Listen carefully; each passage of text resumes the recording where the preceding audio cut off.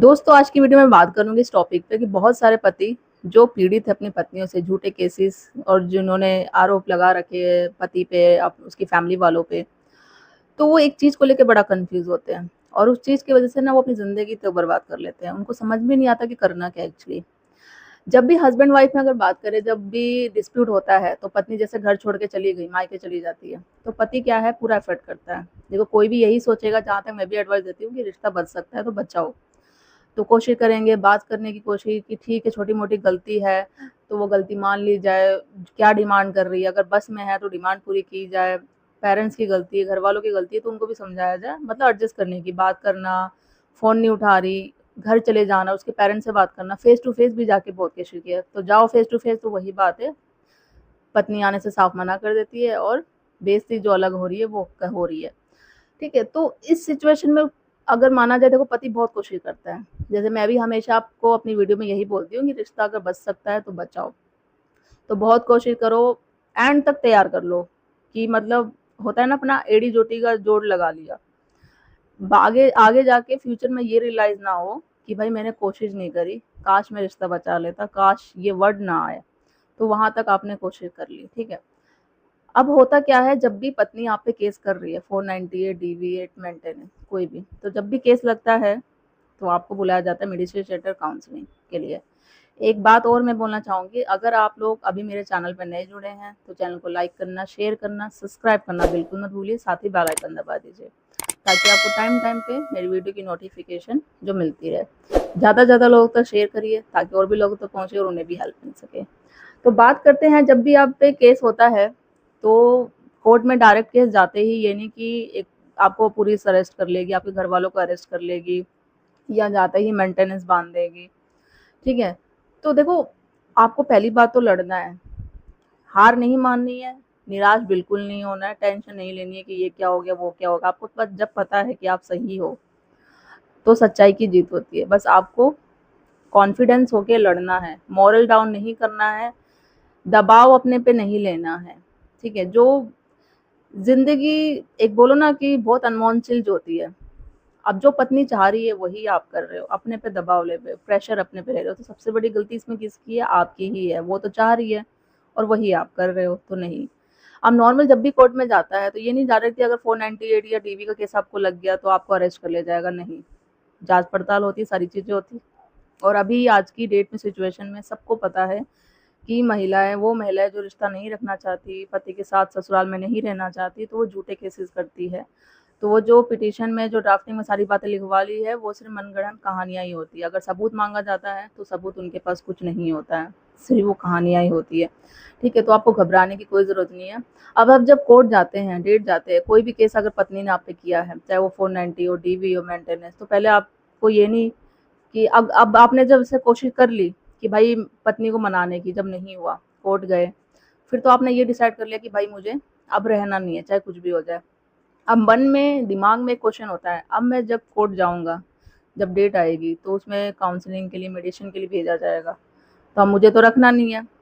तो अगर वहाँ पे मुझसे ज़बरदस्ती की गई या पत्नी आने के लिए वापस बोलती है कि हाँ मुझे वापस जाना है, तो भाई अगर ऐसा हुआ तो फिर तो मेरी ज़िंदगी बर्बाद हो जाएगी, क्योंकि मैंने तो बहुत कोशिश करी थी। अब तो मुझे आना ही नहीं, अगर उसको लाना ही नहीं है, अगर वो वापस आ गई फिर पता नहीं क्या क्या करेगी वो, और मैं वहाँ मना कैसे करूँ।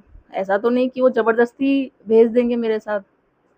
और होता है मोस्टली, जैसे आपने देखा होगा वुमेन सेल्स में, अगर आप जाते हैं काउंसलिंग में भी आपको बहुत प्रेशर किया जाता है, आपको डराया जाता है, धमकाया जाता है कि आप पत्नी को ले जाओ इस तरीके से, या नए नए कानून तरीके आपको बताए जाते हैं, या इमोशनल भी हो सकता है, ब्लैकमेल करेंगे कि देखो आप नहीं जाओ, नहीं पत्नी को लेके जाओगे तो अभी तो इतने साल लगे, और जाके आगे जाके बहुत साल लग जाएंगे, पैसे खर्च होंगे, ये होंगे, इज्जत जा रही है, ये जा रही है। अब देखो पत्नी को रियलाइज हो रहा है अपनी गलती का, ऐसा नहीं है, पता चले और तुम्हें ये अंदर कर दे, अब नहीं लेके जाओगे तो ये और कैसे लगाती जाएगी, वो करती जाएगी, तो आपको पूरी तरीके से वो कर देंगे। मोस्टली पति तो इतना प्रेशर ले लेते हैं ना अपने आप पे, तो वो सोचते हैं यार इस प्रॉब्लम से तो अच्छा इतनी इतनी दिक्कत होगी, बेटर है कि पत्नी को वापस ले जाओ, और वही आप सबसे बड़ी गलती करते हैं। जब अपने अपने मन में ठान लिया है ना कि मुझे नहीं लेके जाना है, जब मैंने कोशिश करी थी, मैंने बहुत प्रयास किया था, जब तो वो आई नहीं। अब जब मैंने मन में ठान ही लिया है मुझे नहीं लेके जाना है, तो आपको डरने की कोई ज़रूरत नहीं है किसी से भी, चाहे कोई भी हो, वहाँ पे पुलिस वाला भी हो, आपका IO भी हो, कोई भी हो। अब अगर आपने मन में एक दिमाग में ठान लिया कि नहीं रखना पत्नी को, तो नहीं रखना, आप डायरेक्ट मना कर दो वहाँ पे, आपको कोई डरने धरने की ज़रूरत नहीं है। कुछ पति तो ये होते हैं कन्फ्यूज़न में होते हैं कि भाई मैं क्या करूँ, 50-50 चांस में रहते हैं, ठीक है? कि भाई पत्नी को लेके जाऊँ या ना लेके जाऊँ, क्या करूँ? अगर नहीं लेके जाता तो क्या दिक्कत होगी, क्या नहीं? तो वो हमेशा कन्फ्यूज़न में रहते हैं, वो डिसाइड नहीं कर पाते हैं कि करना क्या है। चलो यार कोई बात नहीं, जब मैंने किया था नहीं आया, क्या पता अब सच में इसको अपनी गलती का रियलाइज़ हो रहा हो, तो लेके चला जाता हूँ। अब ये मुझ पे इतना प्रेशर कर रहे हैं ये लोग, ये है, अब पत्नी भी इतना वो इमोशनल आपको दिखाएगी करके, तो ले ही जाता हूँ। दूसरी तरफ मन कहेगा, दिल कहेगा कि नहीं, नहीं, ये बहुत बड़ी गलती कर रहा है, नहीं लेके जाना है।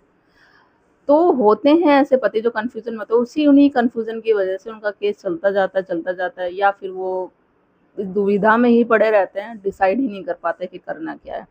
और जब तक आप डिसाइड ही नहीं कर पाओगे दुविधा को, तो कुछ ऐसा एक और स्टेप आएगा, पत्नी आप पे और एक बहुत बड़ा इस कहा जाए कि और कुछ प्लान कर लेगी, गेम कर लेगी, इस तरीके से। तो आपको सबसे पहले खुद डिसाइड करना पड़ेगा कि आपको करना क्या है। नहीं रखना, साफ मना कर दो। अगर रखना है, अगर आपका केस कोर्ट कचहरी तक, थाने तक नहीं पहुंचा है, तो उससे पहले रिश्ता समझाओ। देखो जब आप इनिशियली एज पर हो, आपका केस अभी स्टार्ट हो रहा है, तो आप अलग अलग तरीके से जाओगे, लीगल एडवाइस लेते हो, अपने दोस्तों से लोगे, रिश्तेदारों से लोगे, कोर्ट में जाओगे, एडवोकेटों से लोगे, बहुत सारी वीडियो देखोगे, बहुत सारी बुक्स पढ़ोगे। तो जब तक तो है, जितना नॉलेज ले सकते हो, जितनी वीडियो देख सकते हो उतना लो आप, ठीक है? बट बहुत साल हो गया है, आपको भरपूर नॉलेज मिल गई है, तो और एक्स्ट्रा नॉलेज लेने की ज़रूरत नहीं है, फिर तो वो फिर कन्फ्यूज़न ही आपको होती रहेगी। हाँ, अभी जितना ले सकते हो लो, ठीक है? बहुत सारी वीडियो आती है मेरी में, जैसे मैं बनाती हूँ और भी बहुत लोग बनाते हैं, तो जितना नॉलेज आप लोगे उतना बेटर रहेगा आपके अपने केस के लिए। आगे जब भी आप अपने केस में लड़ पाओगे, जब तक आपको नॉलेज नहीं होगी, कुछ जानकारी नहीं होगी कानून की, या किस तरीके से आप केस लड़ सकते हो, तो आपको कुछ पता नहीं होगा। पुरुष आयोग बनाने से ही सब कुछ नहीं होता है कि लोग कहते हैं, आप जैसे लोग पति, कि पुरुष आयोग होना चाहिए, पत्नी के पास तो राइट्स है, पुरुष के पास नहीं है। ये राइट्स आपको पता है, आपके घर में भी बहन है, माँ है, बेटी है, सब है। पहले ज़माने में बहुत सारे अत्याचार होते थे लेडीज़ों के खिलाफ, आज भी होते हैं, बट वो जिनके साथ सच में अत्याचार होते हैं ना, वो आगे आती ही नहीं है। 16-16, 17-17 साल रिश्तों में पड़े रहते हैं, उनके साथ अत्याचार हो रहा है। अभी कुछ टाइम पहले मेरे पास एक लेडी का मैसेज आया था कि 16 साल से अत्याचार सह रही। अब मैं सोची 16 साल से आप सह क्यों रहे हो? जब आपको पता आपके साथ अत्याचार हो रहा है, पति कर रहा है, पीड़ित आपको मानसिक टॉर्चर दे रहा है, किस बात पे? कि मैं तुझे तलाक दे दूँगा। तो आपको डरने की क्या ज़रूरत है? आपको अधिकार दिए गए हैं, आप उसको बनाना कि मान भाई मुझे वो मेंटली दे रहा है, टॉर्चर दे रहा है, इस बात पे। तलाक बोलने से नहीं होता, तलाक के लिए बहुत सारे रीज़न होने चाहिए। ऐसे नहीं कि वो बोल देगा तो तलाक मिल जाएगा। आवाज़ उठाओ। उन लेडीज़ों को मैं कहती हूँ जिनके साथ सच में अत्याचार हो रहा है। आप उनसे सीखो जिन्होंने कुछ किया ही नहीं है, वो लेडीज़ पति और अपने घरवालों को फँसाती है। तो आशा करती हूँ कि ये जो मैंने वीडियो बनाई है, अगर पति ने डिसाइड कर लिया है कि पत्नी को नहीं रखना है, तो नहीं रखना, क्लियर बोल दो, किसी से डरने की ज़रूरत नहीं है। कोई भी ऐसा कोर्ट, कोई भी मेडिसिन सेंटर, कोई भी काउंसलिंग, कोई भी आईओ, कोई भी पुलिस आपसे ज़बरदस्ती नहीं कर सकता। ज़बरदस्ती आपको आपके साथ आपकी पत्नी को घर नहीं भेज सकता है, बिना आपकी परमिशन के। तो ये बात आप अपने दिमाग में नोट कर लीजिए।